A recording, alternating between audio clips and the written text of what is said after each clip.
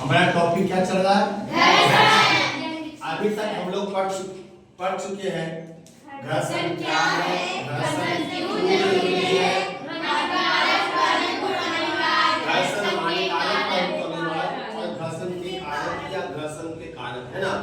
इन सारी चीजों को हमने ऑलरेडी देख चुका है, पढ़ चुका है। आज हमें देखना है घर्षण बढ़ाना तथा घटाना। घर्षण को बढ़ाना करने का तात्पर्य है ऐसा हम क्या करें कि घर्षण का मान बढ़ जाए। जैसे एग्जाम्पल से हम समझते हैं, आप चलाते हो साइकिल, क्या चलाते हो? साइकिल। जब आपको साइकिल रोकना है तो आप क्या करते हो? ब्रेक मारते। ब्रेक मारना अर्थात हम उस टाइम पे क्या बढ़ा रहे हैं? घर्षण के मान को बढ़ा रहे हैं। जब साइकिल चल रहा है तो उस स्थिति में उसके टायर और रोड पे घर्षण काम कर रहा है, लेकिन अब चूंकि वो साइकिल चल रहा है, अब हमें उसे रोकना है तो उस घर्षण से नहीं होगा काम।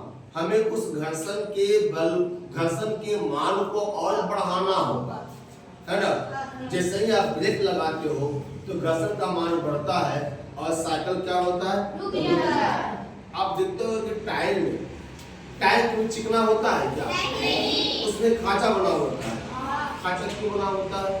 खांचा इसलिए बना होता है कि उससे फ्रिक्शन का मान बढ़ता है, यानी कि गाड़ी या साइकिल सही से चले, इसके लिए हमें उसमें फ्रिक्शन के वैल्यू, उसके मान को भी ध्यान में रखना होता है, इसीलिए डिजाइन किया जाता है।